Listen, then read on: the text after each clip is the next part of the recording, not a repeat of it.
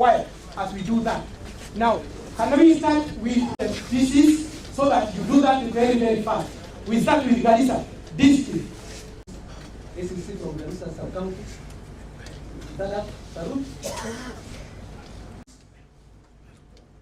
I now take this opportunity to hand over to the regional.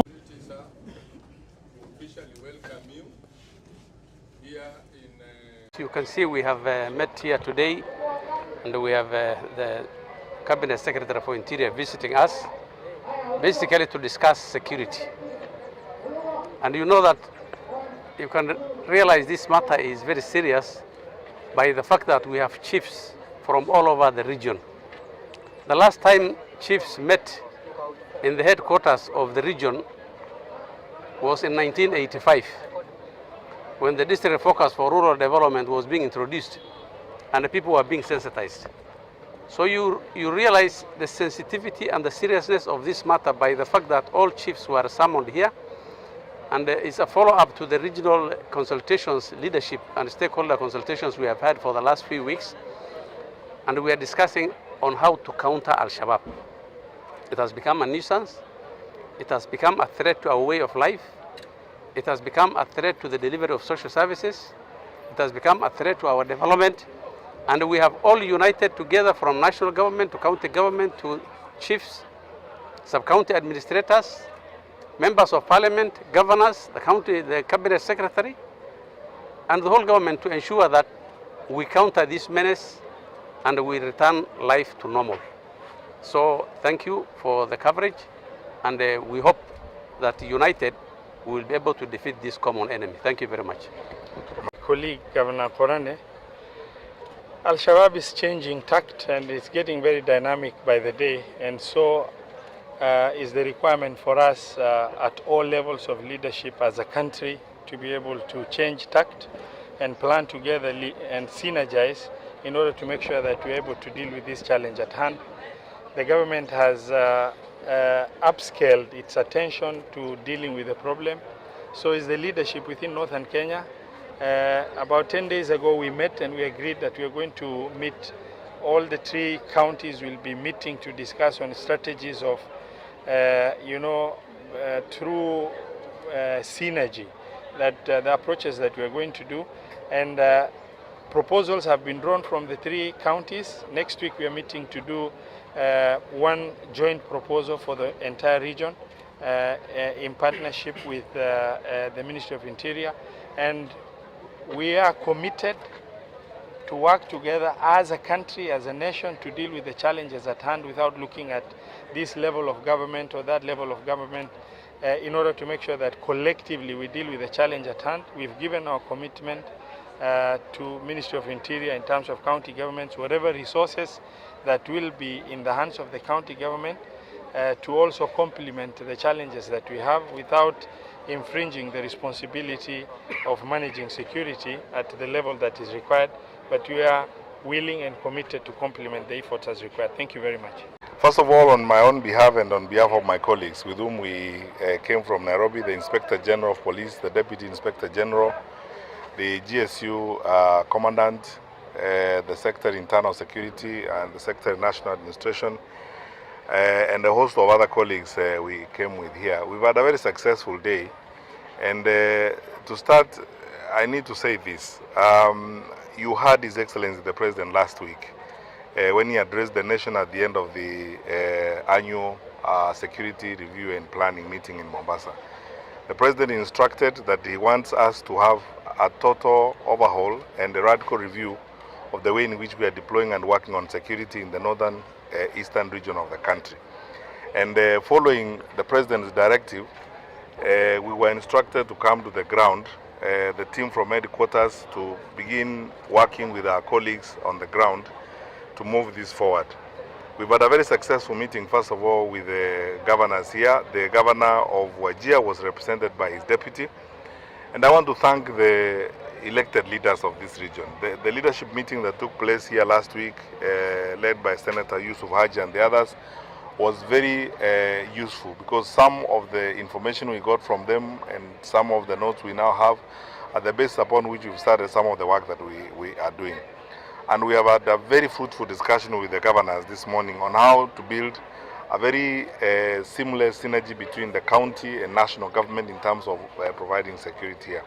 It's true that we have called all the chiefs and assistant chiefs from the entire of the northeastern region, and we've had discussions with them on some critical issues that need to be addressed. I won't go through all of them because for obvious reasons many of them are detailed security matters that I will not need to talk about. But we've agreed on deployment, how we are going to move additional resources to this region to provide security. We have agreed on information sharing, on how intelligence gathering is going to be done, and how we will share information all around from the lowest level of the assistant chief all the way to the county commissioners. We have agreed that we will be more forthcoming as national government administration with the chiefs and assistant chiefs holding regular meetings. We are going to reactivate the peace committees and the Nyumba Kumi structure so that we're able to get information in real time as we work with the others in this matter. I am so grateful. I can't thank the governors enough because they're very proactive, and they're already, through their own systems, they are activating community outreach programs and working with the locals in sensitizing them. Listening to the governors speak to the chiefs here this morning, I'm very happy actually, because they have explained in detail how the challenge of Al-Shabaab is a common problem to all of us, and how we in the northeastern part of the country pay probably the highest price. It's not even those who come from other parts of the country, it's those who come from this part of the country who pay the highest price. So against the propaganda that is being spewed by Al-Shabaab, that when they have had the people who come from other parts of the country, they have helped this region. They haven't. They have had this region even more, as it were. We will do more, and then I take this opportunity to pledge to my brothers, the governors, and the county government, and the elected leaders from this region, and everyone, that we will do our bit. We will do our work. We will be more proactive. We follow the President's directive of holding meetings here, not in Nairobi, and coming here on a quarterly basis to track the metrics that we have drawn today on the things we are going to do, so that we track them in real time, the heads of the agencies and ourselves from Harambee House, to be sure that the actions that we have been instructed to implement are actually being implemented as we move forward. But there's one that is very critical that I need to mention. We have all agreed that we are going to start an unprecedented crackdown on contraband business, because no one denies this. We all agree the contraband trade that is thriving in this part of the country is direct revenue to Al-Shabaab. Those who engage in it are Al-Shabaab's foremost supporters and funders. We have agreed, and we have told the security teams here, we will come down on that hard. Our regional commissioner, who heads the regional security team, and the multi-agency team that is going to work on this, is under firm instructions to move ruthlessly on this matter. And we will not pretend about this. The contraband trade that happens here, first of all, hurts business in Kenya, hurts business in our country. Manufacturers in this country, wholesalers and all that, are suffering from it. But secondly, and even more grievous, is direct revenue for Al-Shabaab. So let's not lie that there is trade going on because the border is closed, as if it is decent trade. It's not trade. What is going on is fueling the death of Kenyans. It's as simple as that. So those who engage in it, because they are foremost financiers of Al-Shabaab, are not any different from Al-Shabaab itself. And that is how we will deal with them. Where we have challenges within our framework of security in relation to the contraband business, we will address them jointly. Finally, we have been advised, and no one has demonstrated this more than how His Excellency the President has insisted on a consultative framework of engagement. I am grateful for the spirit of collaboration and cooperation from the governors and the elected leaders here. I pledge on behalf of my colleagues in the security sector that we will not only be forthcoming, we will cooperate and collaborate with them fully, 100%. And we will work together to ensure that we deal with this problem once and for all. That's all I can say for now. The rest of what we have worked on is detailed. We've come up with a matrix of actions. We will follow those actions.